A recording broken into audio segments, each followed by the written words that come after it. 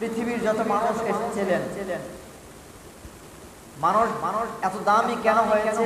যে তাদের জিন্দেগি দাম হয়েছে আমলের কারণে নিজের জীবন পরিবর্তন হয়েছে। কত চোর, গুন্ডা, বাটপার, সিটার, ডাকাত, ইসলাম বিরোধী, ইসলাম শত্রু কোরআনের গুণ ধরার জন্য আসছিল। পরবর্তীতে তারা কোরআনের গুণ ধরবে কি? কোরআন পড়তে গিয়ে, কোরআন রিসার্চ করে তারা নিজেরাই কোরআন প্রেমিক হয়ে গেছেন। বলেন আলহামদুলিল্লাহ। একজন আরেকজনকে দেখতে পারে না, ভালোবাসতে পারে না, বুঝতে পারে না, চিনতে পারে না। যখন সে কোরআন পড়ে, কোরআন জানে, দিলের মধ্যে কোরআন থাকে, আল্লাহর ভয় তার দিলের মধ্যে থাকে, আলেম ওলামাকে চিনতে থাকে, তখন আর শত্রুমি থাকে না, তখন বন্ধুত্বে পরিণত হয়ে যায়। তার কারণ শুধু একটাই, সে কোরআনের গুণ ধরার জন্য আসে, মানুষের গুণ ধরার জন্য আসে। সে যখন কোরআন পড়ে জানে, বুঝে, তখন সে কোরআনের প্রেমিক হয়ে যায়। বলেন সুবহানাল্লাহ। আল্লাহ পাক এই মাসকে মুহররম মাস দিয়েছেন। এই মাস অত্যন্ত দামি মাস, অত্যন্ত সম্মানিত মাস। এই মাস সম্পর্কে কোরআনুল কারীমে আল্লাহ পাক বলেছেন যে এই মাস সম্মানিত মাস। এই মাস কি মাস জুড়ে বলেন না? সম্মানিত মাস, মুহররম মাস সম্মানিত মাস। এই মাসে বড় বড় ইতিহাস হয়েছে, পৃথিবীর শুরু থেকে নিয়ে শেষ পর্যন্ত।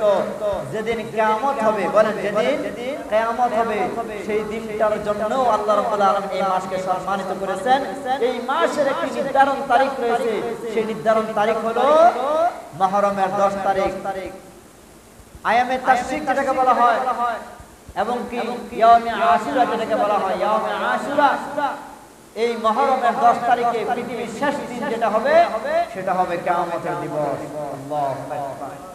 আল্লাহ পাক রব্বুল আলামিন কোরআনুল কারীমে এই বিভিন্ন ইতিহাস তুলে ধরেছেন যে তার নবীদেরকে, নবী পয়গম্বরদেরকে আল্লাহ পাক রব্বুল আলামিন এই ইয়াউমে আশুরা, এই মাসের 10 তারিখে বিভিন্ন রোগ বালা মুসিবত থেকে মুক্ত করেছিলেন। শুধু তাই নয়, বিভিন্ন জ্বর তুফান থেকে মুক্ত করেছিলেন। শুধু তাই নয়, বিভিন্ন বিপদ আপদ থেকে মুক্ত করেছিলেন। কোন মাসে? এই মাসে, মুহররম মাসে। সবাই বলেন কোন মাসে? সবাই বলেন কোন মাসে? মুহররম মাসে বিপদ আপদ থেকে আল্লাহ মুক্ত করেছিলেন। শুধু তাই নয়, আপনারা গত সপ্তাহে শুনেছিলেন হযরত ইউনূস আলাইহিস সালামের কথা। হযরত ইউনূস আলাইহিস সালামের কথা আপনারা শুনেছিলেন। মাছের পেট থেকে আল্লাহ পাক হযরত ইউনূসকে বাঁচিয়ে দিয়েছিলেন। কোন মাসে বলেন? কোন মাসে? এই মাসে। হযরত আদম আলাইহিস সালামকে বিপদ থেকে, গুনাহ থেকে মুক্ত করেছিলেন। কোন মাসে? এই মাসে। হযরত ইব্রাহিম আলাইহিস সালাম আল্লাহর জবরদস্ত একজন পয়গম্বর, যার জীবনে শুরু থেকে নিয়ে শেষ পর্যন্ত পরীক্ষা। হযরত ইব্রাহিম আলাইহিস সালাম আল্লাহ পাকের প্রিয় একজন বান্দা এবং প্রিয় একজন পয়গম্বর, যে পয়গম্বর এই পৃথিবীতে এসে পৃথিবীকে ধ্বংস করে দিয়েছিলেন। আমাদের জাতির পিতার নাম কি? সবাই বলেন জাতির পিতার নাম কি? সবাই স্পষ্ট করে বলবেন জাতির পিতার নাম কি? হযরত ইব্রাহিম আলাইহিস সালাম, ইব্রাহিম খলিলুল্লাহ, যিনি আল্লাহর বন্ধু, আল্লাহর প্রিয় মানুষ। দেখেন আজকে বর্তমান পৃথিবীতে কয়েক বছর ধরে আমরা শুনতেছি জাতির পিতা নামক অন্য কেউ হতে পারে।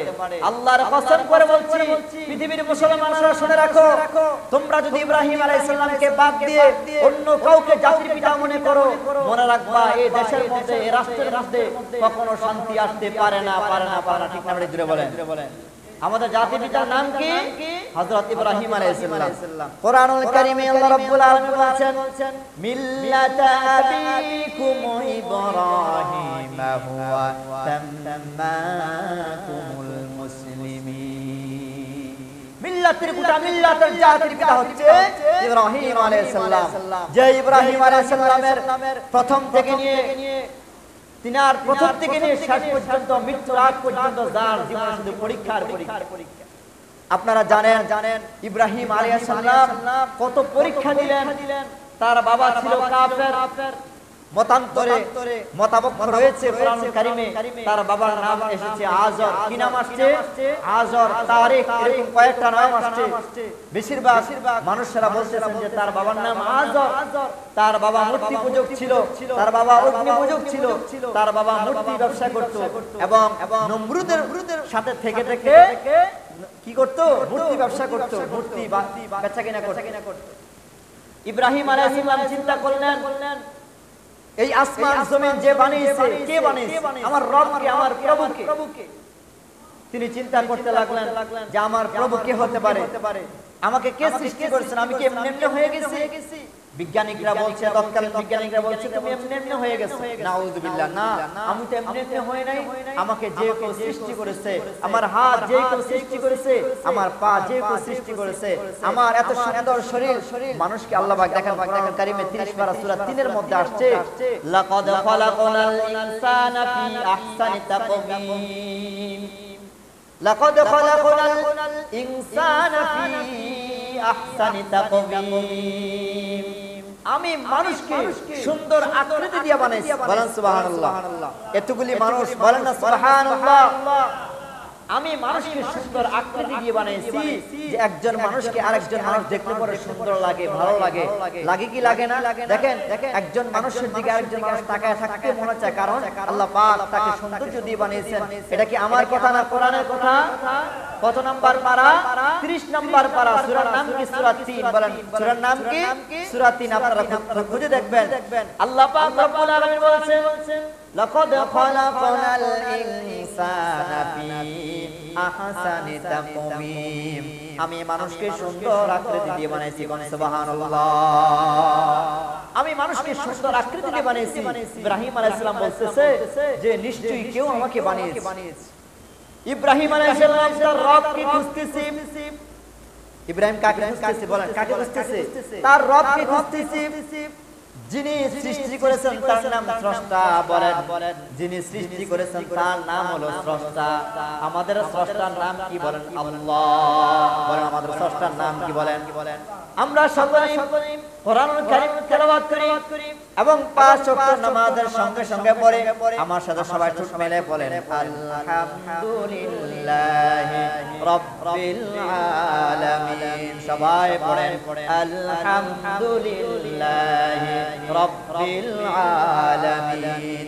সমস্ত প্রশংসা ওই মহান রব্বুল আলামিনের জন্য, যিনি মহিয়ান গনিয়ান, যিনি আসমান জমিন কল কায়নাত সৃষ্টি করেছেন।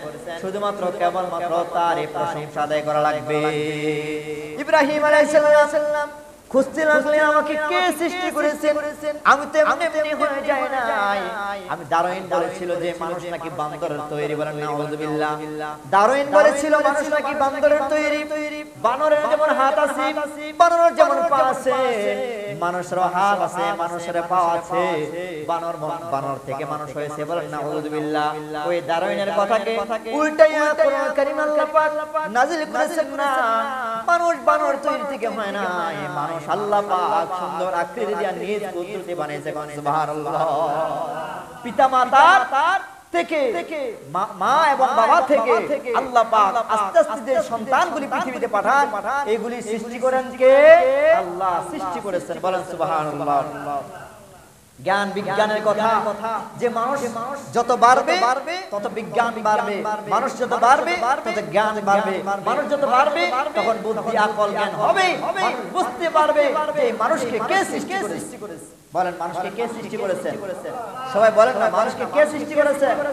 আল্লাহ সৃষ্টি করেছে। এটাকে অস্বীকার করা যাবে? কখনো অস্বীকার করা যাবে না। সম্মানিত ভাইরা আমার, ইব্রাহিম আলাইহিস সালাম তার প্রভুকে, তার স্রষ্টাকে, তার রবকে খুঁজতেছে। এবার তিনি মনে করলেন যে সকালবেলা যে সূর্যোদয় হয়, সকালবেলা যে সূর্যোদয় হয়, আমি মনে মনে ভাবতেছি ওই সূর্য যেমন আমার আল্লাহ, আমার প্রভু আমাকে সৃষ্টি করেছেন। দেখা গেল বিকাল বেলা হতে না হতে ওই সূর্যটা আবার ডুবে যায়। মাগরিবের ওয়াক্ত যখন হয়ে যায় ওই সূর্যটা কি হয়ে যায়? ডুবে যায়। মাগরিবের পর থেকে আবার কি সুন্দর আকাশের মধ্যে চাঁদ দেখা যায়। ইব্রাহিম আলাইহিস সালাম মনে করেছিল সেটা চাঁদ, মনে হয় সেটি আমার প্রভু, কয় না দেখা যায় না। আবার যখন ফজর ওয়াক্ত হয়ে যায় তখন আরেকটা নতুন করে সূর্যোদয় হয়, এটা চাঁদটা ডুবে যায়।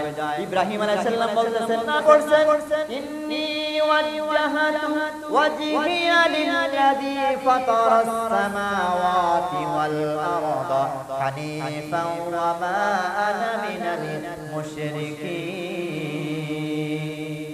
তিনি বলছেন ইন্নী ওয়াজজাহাতু ওয়াজহিয়া লিল্লাযী ফাতারাস সামাওয়াতি ওয়াল আরদা হানিফা ওয়া মা আনা মিনাল মুশরিকিন। আমি আমার যতটুকু যা দেখতেছি, নমরুদ নিজেকে কিন্তু খোদা দাবি করত, আপনারা জানেন। ফেরাউন নিজেকে খোদা দাবি করত, নমরুদ কে আসেনি এখন? নমরুদ আছে, ফেরাউন আছে। আজ নমরুদের দোসররা রয়েছে পৃথিবীতে। নমরুদের মতো যারা আচরণ করে, নমরুদের মতো যারা ব্যবহার করে, হাজার হাজার মুসলমান নারীকে যারা নির্যাতন করেছে, মুসলমান উলামায়ে কেরামকে যারা নির্যাতন করে কারাগারের মধ্যে বন্দী করেছে, এই সমস্ত নমরুদের দোসররা এখন পৃথিবীতে রয়েছে। ঠিক না? জোরে বলেন। দালাল মার্কা মুসলমান দিয়ে কোনো লাভ হবে না। বিড়ালের মতো 500 বছর বেঁচে থাকার কোনো লাভ নাই। সিংহের মতো 1 সেকেন্ড বাঁচতে চাই। জোরে বলেন কথা ঠিক না বেঠিক? সম্মানিত ভাইরা আমার, দালালি করে মুসলমানদের মধ্যে ফাটল ধরে আমি এই দলে ওই দলে না, আমি যা করব সব কার জন্য করব? বলেন সবাই বলেন, আমি যা করব কার জন্য করব? ইন্না সালাতি ওয়া নুসুকি ওয়া মাহইয়ায়া ওয়া মামাতি লিল্লাহি রাব্বিল আলামিন। বলো আমার নামাজ, বলো আমার রোজা, আমার যাকাত, আমার হজ, আমার ভালো এবং মন্দ যা কিছু আছে সব ওই আল্লাহ রাব্বুল আলামিনের জন্য। যেটা বলেন ঠিক না বেঠিক? ইব্রাহিম আলাইহিস সালাম বললেন এখন থেকে আমি আর শিরক করব না। আমার বাবা শিরক করে মূর্তি ব্যবসা করে, আমার বাবাকে আমি নিষেধ করব না, এখন থেকে আর মূর্তি ব্যবসা করা যাবে না। যেই না মুহূর্তে ইব্রাহিম আলাইহিস সালাম তার বাবাকে বাধা দিল মূর্তি ব্যবসা করার জন্য, এখন ইব্রাহিম আলাইহিস সালামের বাবা জবাব দিল, বাবা তুমি মনে করেছো তুমি যদি আমাকে মূর্তির জন্য বাধা দাও তাহলে খাবে কি তুমি পড়বে কোথায়, তুমি চলবে কিভাবে, তুমি খাবে কোথা থেকে, টাকা আসবে কোথা থেকে? ইব্রাহিম আলাইহিস সালাম বললেন যে রব আমাকে সৃষ্টি করেছেন সে আল্লাহ, আমার 500 বছর আগে আমার রিজিকের ব্যবস্থা করেছেন। সুবহানাল্লাহ। যেই রব আমাকে সৃষ্টি করেছেন সেই রব আমার রিজিকের ব্যবস্থা করে দিয়েছেন। আমি কোন দুনিয়ার মানুষের কাছে গোলামি করব না, দুনিয়ার মানুষের কাছে আমি নত স্বীকার করব না, দুনিয়ার মানুষের কাছে আমি মাথা নত করব না। আমার রব আমার আল্লাহ আমার জন্য রিজিকের ব্যবস্থা করেছেন। বাবা তোমাকে আমি দাওয়াত দিচ্ছি, যে দাওয়াত লা ইলাহা ইল্লাল্লাহ, লা ইলাহা ইল্লাল্লাহ, নাই কোন মাবুদ আল্লাহ ছাড়া, নাই কোন মাবুদ আল্লাহ ছাড়া, এক আল্লাহর উপাসনা করো, এক আল্লাহর গোলামি করো। আল্লাহ ব্যতীত তুমি যদি কারো গোলামি করো, নমরুদের গোলামি করো, মনে রাখবা নমরুদ যেভাবে জাহান্নামে যাবে তুমি ঠিক সেইভাবে নমরুদের মতো জাহান্নামে যাবে। জোরে বলেন কথা ঠিক না বেঠিক? নমরুদের মতো জাহান্নামে যাওয়া লাগবে। ইব্রাহিম আলাইহিস সালামের কথা মানলো না, বরং নমরুদ বলতেছি এতদিন আমি খোদা দাবি করতাম, এখনো খোদা আছি। এবার আমার চাকর আজর তার যে সন্তান বেশি বুঝে, তার যে সন্তান বেশি বুঝে, কোনে কি আল্লাহ, কই নাকি আবার আল্লাহ আসছে, ওই আল্লাহর দাওয়াত দেওয়া শুরু করেছে। এবার ইব্রাহিম আলাইহিস সালামকে সতর্ক করার জন্য হাজর বলতেছে, ইব্রাহিম এখনো সময় আছে, সতর্ক হয়ে যাও। তুমি যে আল্লাহর কথা বলতেছো সে আল্লাহ বাদ দিয়া মূর্তি পূজা করো, অগ্নি পূজা করো। তুমি যদি মূর্তি পূজা করো, অগ্নি পূজা করো, তাহলে তোমাকে গাড়ি দেওয়া হবে, তোমাকে বাড়ি দেওয়া হবে, তৎকালীন যা ছিল তোমাকে দেওয়া হবে।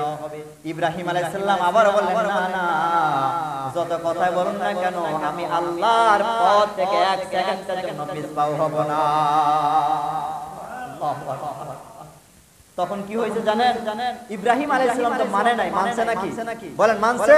মানে নাই। বর্তমান সময় যদি কয় বলে হুজুর যেই ফল মেঘ সেই ফল পাতলা দিয়া সরবেন, কোনো অসুবিধা নাই, এটা মুনাফিকি কথা। বলেন এটা কিসের কথা? মুনাফিকি কথা, এটা দালালদের কথা। এটা কোন ইসলাম শক্তি, ইসলাম ভালোবাসে, ইসলামকে মহব্বত করে এই সমস্ত লোকের কথা এরকম হতে পারে না। আমার জীবন চলে যাবে, আমার এই জীবন চলে যাবে, তবু আমি ইসলাম থেকে এক সেকেন্ড এক তিল পরিমাণ সরে দাঁড়াবো না। এটাই আমার ঈমানের কথা, এটাই ঈমানের কথা, এটাই লা ইলাহা ইল্লাল্লাহ। বলেন এটাই কি লা ইলাহা ইল্লাল্লাহ? নাই কোনো মাবুদ আল্লাহ ছাড়া, আমার রব একমাত্র আল্লাহ, আমার স্রষ্টা আমার আল্লাহ, আমার সৃষ্টি করেছেন আমার আল্লাহ পাক। আমি যদি মাথা নোয়াই, আমি যদি সিজদা দেই, একমাত্র কেবলমাত্র শুধুমাত্র কাকে দিতে হবে? আল্লাহকে দিতে হবে। কথা কি বুঝতেছেন? সবাই বলেন কথা কি বুঝতেছেন? ইব্রাহিম আলাইহিস সালাম মানলেন না নমরুদের কথা, তার বাবা কাফেরদের সঙ্গে চলে এই কথাও মানলেন না। এবার ইব্রাহিম আলাইহিস সালামকে সিদ্ধান্ত নিল ইব্রাহিমকে কি করা যায়, কি করা যায়। ইব্রাহিমকে তো এমনি ছাড়া যাবে না, ইব্রাহিমকে কি করা যায় সিদ্ধান্ত নিল। সিদ্ধান্তের ক্ষেত্রে একবার চিন্তা ভাবনা করলো, তার নমরুদের যত দলবল আছে সবাইকে নিয়ে বসলো, বৈঠকখানার মধ্যে চিন্তা ভাবনা করলো ইব্রাহিমকে এমনি ছাড়া যাবে না, এমনি ছাড়া যাবে না। ইব্রাহিমকে আগুন ছাড়া আর কোনো পথ নাই। অর্থাৎ ইব্রাহিমকে যদি আমি আগুনের মধ্যে পালায়া দেই, আগুনের মধ্যে পালানোর সঙ্গে সঙ্গে ইব্রাহিম সব 14 গোত্র শেষ হয়ে যাবে, আর দ্বিতীয় বলে খোদা দাবি করার মতো আর কেউ থাকবে না। ইব্রাহিমকে যদি আমি মারতে পারি তাহলে আমার রাস্তা ক্লিয়ার, আর আমার পথে আমি যে খোদা, আমাকে বাধা দেওয়ার আর কেউ থাকবে না। আসলে কি এরকমটাই হবে? আপনারা কি মনে করেন এরকমটা হবে নাকি? ইব্রাহিম নবী কার? সবাই বলেন না ইব্রাহিম নবী কার? নমরুদ সিদ্ধান্ত নিয়ে গেল ইব্রাহিমকে শেষ করে ফেলবে। আপনারা বিরক্ত হচ্ছেন নাকি? আপনারা বিরক্ত হচ্ছেন? নমরুদ সিদ্ধান্ত নিল ইব্রাহিম আলাইহিস সালামকে শেষ করে দিবে, আগুনের মধ্যে পালাবে, শেষ করে দিবে, ধ্বংস করে দিবে, ইব্রাহিমের নাম গন্ধ রাখবে না। এবার কি করলো? আগুনের ব্যবস্থা করলো। যত আগুনের ব্যবস্থা করে এবার ফেরেশতারা আসে, ফেরেশতারা এসে বাধা দেয়, ফেরেশতারা এসে বাধা দেয়, আগুনের মধ্যে পালাতে দিবে না।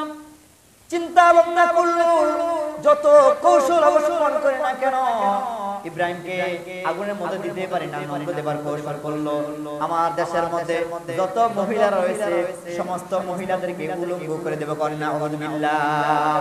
যত রকমের মহিলা রয়েছে সমস্ত মহিলাকে উলঙ্গ করে দিয়া, যেটা আমরা পার্কের মধ্যে দেখে চরকি না কি যেন এটা বলা হয়, মানুষ যে উড়ে খেলায় আসানা যেটা বলে, টিকিট কেটে সেটার মধ্যে ওটা লাগে, ওরকম চরকির মতো বানায়া মহিলাদেরকে উলঙ্গ করে চরকির মতো বানায়া। তার কারণ হলো মহিলাদেরকে যদি উলঙ্গ করে, সেই জায়গায় মানুষ উলঙ্গ থাকে সেই জায়গার মধ্যে ফেরেশতা থাকে না। এই জন্য এই যে আমরা একটা মাসআলা শুনে নেই, মাসকান্দে রাসূলের একটা হাদিস, যেই ঘরের মধ্যে ছবি থাকে, বলেন যে ঘরের মধ্যে ছবি থাকে, কুকুরের ছবি, মানুষের ছবি, বানরের ছবি, অথবা জীব জানোয়ারের ছবি, আপনার বাবার ছবি, মায়ের ছবি, আছে না এরকম ছবি আছে না? এই সমস্ত ছবি থাকলে কিন্তু রহমতের ফেরেশতা ঘরের মধ্যে প্রবেশ করে না। এই ওয়াজ আবার অন্যদিকে যাবে, ওই জায়গায় যাব না। আমার মূল পয়েন্ট, মূল কথা হচ্ছে ইব্রাহিম আলাইহিস সালামকে আগুনের মধ্যে ফালানোর জন্য যত কৌশল রয়েছে সব কৌশল কাজে লাগাচ্ছে। কিভাবে? মহিলাদেরকে উলঙ্গ করে এবং কি চরকির মতো বানায়া। ফেরেশতা তো আর আসবে না, ফেরেশতা আসবে? ফেরেশতা আর আসবে না। এখন ফেরেশতা আর নাই, এবার আগুনের মধ্যে থাকে তপ্ত কঠিন আগুনের মধ্যে, যে আগুনের তাপ দুনিয়ার কোন লাগলে পড়ে সাথে সাথে পুড়ে যায়, ওই আগুন থেকে আরো বেশি তাপ আগুনের মধ্যে ইব্রাহিমকে ফালায়া দিল। আমার মনে হয় এখানে যারা আমরা আছি দুর্বল ঈমান, আপনারা বলেন ইব্রাহিমকে আগুনের মধ্যে ফালায়া দিলে কি ইব্রাহিম পুড়ে যাবে? পুড়ে ছারখার হয়ে যাবে নাকি? ইব্রাহিম নবী কার? বলেন নবী কার? আল্লাহ। ইব্রাহিম আলাইহিস সালামকে যখন অগ্নিকাণ্ডের মধ্যে নিক্ষেপ করা হলো ফিরাউন নমরুদ, যেই না মুহূর্তে অগ্নিকাণ্ডের মধ্যে নিক্ষেপ করলো, ফেরেশতারা ওমা উপরে কাঁদছে, আল্লাহর কাছে বলতেছে রব্বুল আলামিন তোমার নবী ইব্রাহিমকে আগুনের মধ্যে দেওয়া হলো, আহারে আমরা কষ্ট পাচ্ছি। একটু পরে ইব্রাহিম আলাইহিস সালামের সঙ্গে সঙ্গে দেখা করে আর বলে ইব্রাহিম আপনি একটু হুকুম দেন, আপনি একটু অর্ডার দেন, আপনি যদি একটু হুকুম দেন, একটু অর্ডার দেন। অর্ডার দেওয়ার সঙ্গে সঙ্গে আমরা নমরুদের গোষ্ঠী যা আছে সব শেষ করে দেব। বলেন সুবহানাল্লাহ। ইব্রাহিম আলাইহিস সালাম কি জবাব দিল? ইব্রাহিম আলাইহিস সালাম বলল আমার স্রষ্টা আমার আল্লাহ, আমি অনেক কষ্ট করে আল্লাহ পেয়েছি, আমি অনেক কষ্ট করে আল্লাহ পেয়েছি। আমার আল্লাহ কি আমাকে দেখে না? বলেন আল্লাহকে দেখে কি দেখে না? পৃথিবীর কেউ যদি দেখুক আর না দেখুক, আমার আল্লাহ আমার দিকে তাকিয়ে আছে। সুবহানাল্লাহ। আমার আল্লাহ আমার দিকে তাকিয়ে আছে। এবার চিন্তা ভাবনা করলেন, আল্লাহ পাক খুশি হয়ে গেলেন। আল্লাহ পাক খুশি হয়ে বলে, ইব্রাহিম তুমি ইচ্ছা করলে ফেরেশতার কাছে সাহায্য চাইতে পারতা, ইচ্ছা করলে আগুনের কাছে সাহায্য চাইতে পারতা, ইচ্ছা করলে পানির কাছে সাহায্য চাইতে পারতা। ইব্রাহিম রে, কারো কাছে সাহায্য চাও নাই, একমাত্র কেবলমাত্র আমি আল্লাহর কাছে সাহায্য চাইলাম।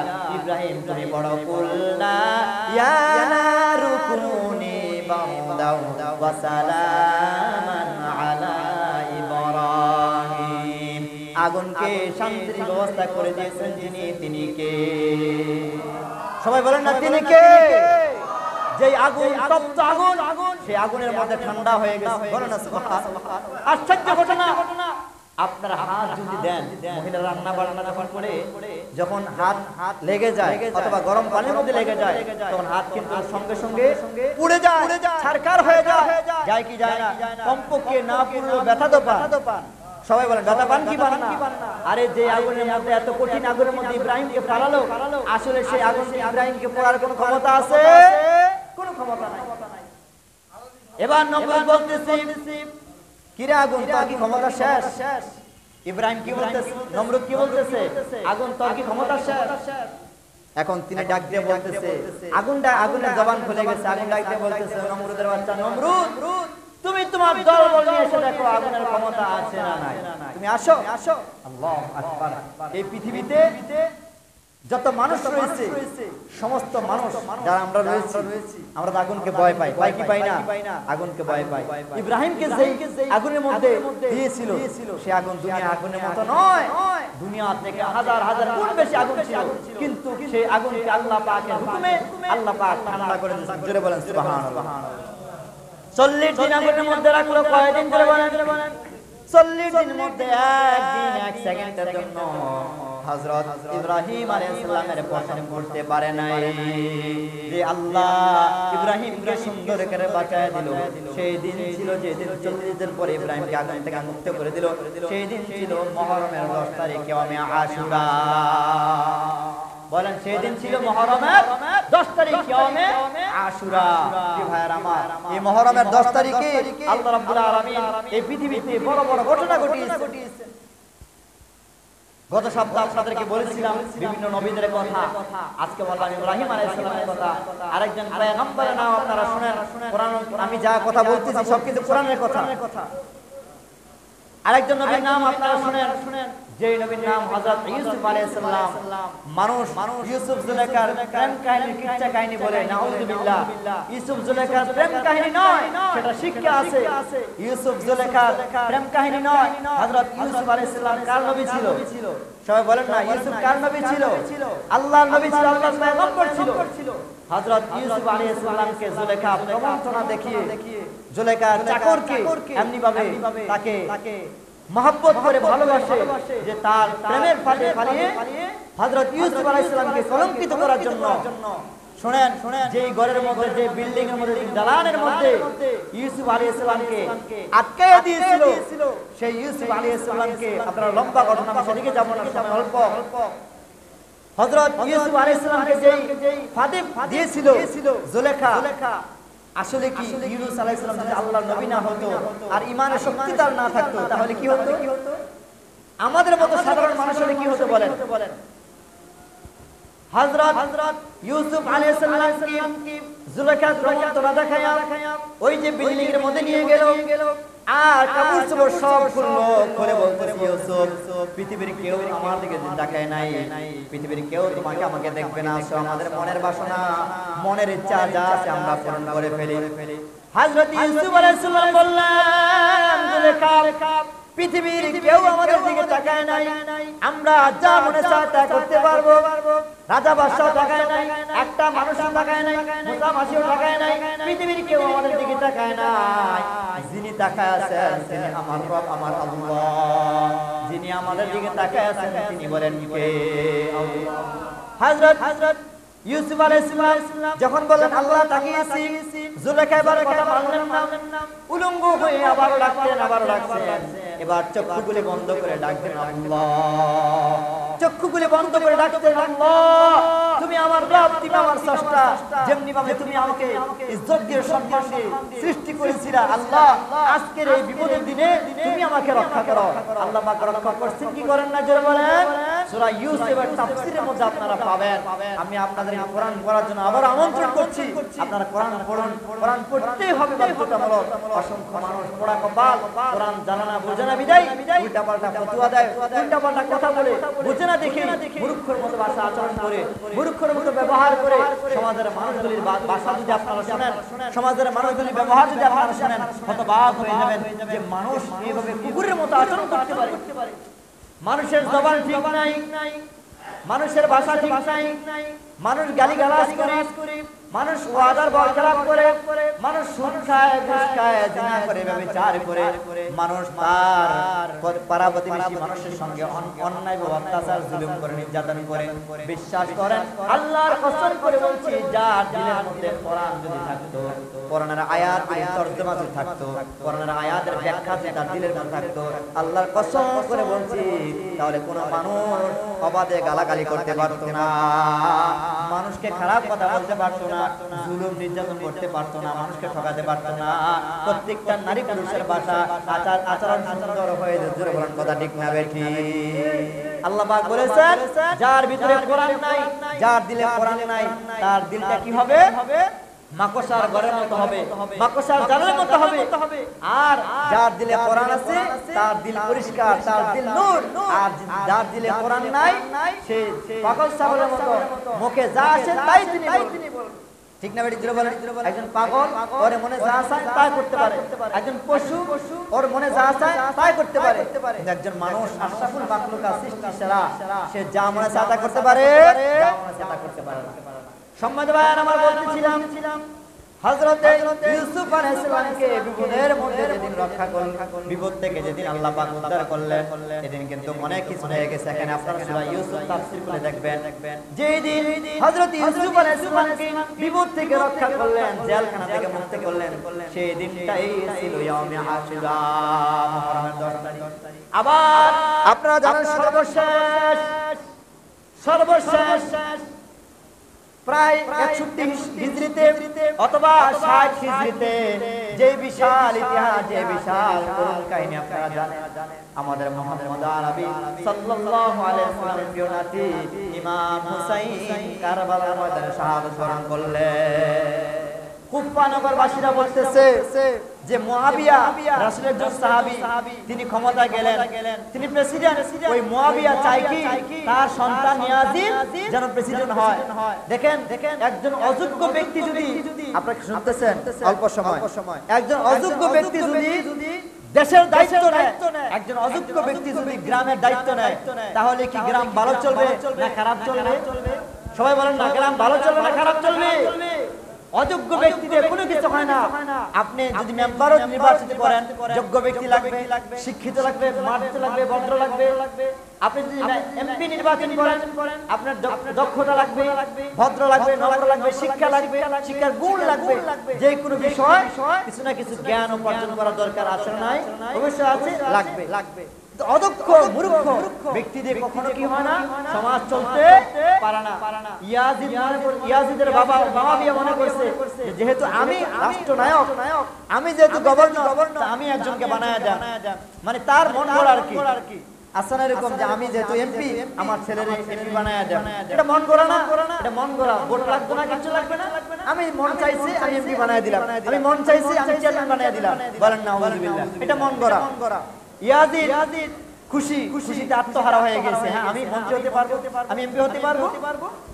পরবর্তীতে যে সমস্ত সাহাবীরা পুরানা কিছু লোক রাসূলের ভালোবাসা শিখত, তারা রাসূলকে ভালোবাসতো, এই সমস্ত লোকেরা তারা মানতেছে না, কয় না ইয়াজিদের মতো অযোগ্য লোক একজন মন্ত্রী হবে আমরা সহ্য করতে পারবো না, কারণ আমাদের এরকম ভাবে দেখাশোনা করতে পারবে না। পরবর্তীতে মুআবিয়া বললেন, আসলে তো আমার সমস্যা, আমাকে তারা, আমার কথা তারা মানতেছে না, তখন তারা কুফা নগরের বাসীরা, ওই কুফা নগরের বাসীরা তারা কি করলো, ইমাম হুসাইন রাদিয়াল্লাহু তাআলা আনহুকে হাজার হাজার চিঠি দিল, বললেন ইমাম হুসাইন আপনি তো রাসূলের নাতি, আপনি আমাদের এলাকায় আসেন, আপনি যদি আমাদের এলাকায় আসেন ইয়াজিদ মুয়াবিয়ার ইয়াজিদকে মন্ত্রী বানাতে পারবে না, মুয়াবিয়া ইয়াজিদ কি বানাতে পারবে না, মন্ত্রী বানাতে পারবে না, আপনি আসলে পরে আপনাকে আমরা দায়িত্ব দেব, আর আপনি যদি আমাদের এখানে আসেন আমরা সবাই মিলে আপনার ভক্ত হয়ে যাব, আপনার হাতে রাসূলের নামে বায়াত গ্রহণ করব। আহারে আল্লাহ রাসূল সাল্লাল্লাহু আলাইহি ওয়াসাল্লামের নাতি কত আশ করে গেছে, কত সোহাগ, আপনারা লম্বা ঘটনা আপনারা শুনেন, কত সোহাগ ভালোবাসা দিয়ে গেছিলেন। যাওয়ার পরে ইয়াজিদের সৈন্যরা আহারে ইয়াজিদের সৈন্যরা সেটা সহ্য করতে পারলো না, শুধুমাত্র ক্ষমতার লোভে, শুধুমাত্র কিসের লোভে, ক্ষমতার লোভে ইয়াজিদ বাহিনী তখন ইমাম হুসাইন রাদিয়াল্লাহু তাআলা আনহুকে কুফা নগরের যেই পানি ছিল সেই পানি সব বন্ধ করে দিয়েছিলেন। এমন অবস্থা ছিল যে হযরত হুসাইন রাদিয়াল্লাহু তাআলা আনহুর কোলের মধ্যে একটা দুধের শিশু ছিল, নাম ছিল আলী আসগর। আহারে সেই আলী আসগর বলতেছিল মা একটু পানি পান করব। আলী আসগর যখন পানি পান করার কথা বলছিলেন, আলী আসগরের মা হুসাইনের স্ত্রী ডাক দিয়ে বলতেছে হুসাইন আপনার সন্তান একটু পানি চেয়েছে, আপনি একটু পানি আমাদেরকে একটু পান করান। যেই না মুহূর্তে পানি পান করার কথা বললেন, পানি যখন পান করাবি হুসাইনের কোলে যখন শিশুকে নিলেন, শিশু আলী আসগরকে নিলেন, যখন তিনি পানি পান করার জন্য নেবেন এই না মুহূর্তে পানির বাঁধ বন্ধ করে দিয়েছে, আর পানি দেয় না, বরং দূর থেকে তীর নিক্ষেপ করলো ইয়াজিদ বাহিনী। তার দিলের মধ্যে আর মায়া থাকলো না, আর মহব্বত নাই, কিছু নাই, এই ছোট্ট শিশুর গায়ের মধ্যে তীর নিক্ষেপ করছে, বলেন নাউযুবিল্লাহ। ছোট্ট শিশুর গায়ে তীর নিক্ষেপ করছেন, দুনিয়া থেকে বিদায় হয়ে গেছে। হুসাইন ডাক দিয়ে বলতেছে ইয়াজিদ সৈন্যরা আমার সন্তান আজকে কোনো ভুল করে নাই, আমার সন্তান অন্যায় করে নাই, যদি তোমাদের পছন্দ না হয়, আমাকে পছন্দ হয় নাই, আমাকে তোমরা আক্রমণ করতে পারতা, আমার সন্তান দুধের শিশু আলী আসগর অন্যায় করে নাই, কেন তোমরা মারলা তাকে? দুধের শিশু আলী আসগরকে হত্যা করলো। ইমাম হুসাইন তার স্ত্রী হাতে দুধের শিশু আলী আসগরকে দিয়া বলতেছে নাও জনমের মতো পানি পান করেছে, আর জীবনে কোনোদিন পানি পান করবে না। আলী আসগর শহীদ হয়ে গেল। এবার ইমাম হুসাইন ডাক দিয়ে বলতেছে তার সন্তানদেরকে তোমরা যারা আসছিলা তোমরা সবাই মক্কানগরীর মধ্যে চলে যাও, অথবা অন্য কোনো এলাকার মধ্যে চলে যাও, ইয়াজিদের সঙ্গে আমি একাই লড়াই করব, ইয়াজিদের সঙ্গে আমি একাই লড়াই করব। ইয়াজিদ এবং কি ইমাম হুসাইন যে লড়াই করতেছে এটা কি ক্ষমতার লোভে লড়াই করতেছে? হুসাইন কিসের লোভে লড়াই করতেছে? ইসলাম রক্ষার কারণে, আমার নানার ইসলাম যেন ধ্বংস না হয়ে যায়। আজও বাংলাদেশের মধ্যে সারা পৃথিবীর মধ্যে কোরআন প্রেমিক মানুষ দেখবেন, খুব খেয়াল করবেন, কোরআন প্রেমিক মানুষ আজও আন্দোলন করতেছে, তাদেরকে ফাঁসি দেওয়া হয়েছে, তাদেরকে হত্যা করা হয়েছে, তাদেরকে জেলখানার মধ্যে আবদ্ধ করা হয়েছে, এক চুল পরিমাণ তারা ইসলাম থেকে খারিজ হয়ে যায় নাই, ইসলাম থেকে পিছপা হয়ে যায় নাই। তার কারণ হচ্ছে আল্লাহ রাসূলের কষ্টে রেখে দেওয়া ইসলাম, এই ইসলাম যেন সহজে ধ্বংস না হয়ে যায়। ঠিক না? বলে জুড়ে বলেন। হুসাইন রাদিয়াল্লাহু তাআলা চেয়েছিলেন কি ইসলাম যেন সহজে ধ্বংস না হয়ে যায়, এই জন্য তিনি চেয়েছিলেন, আসলে কিন্তু ক্ষমতার লোভে ছিল না।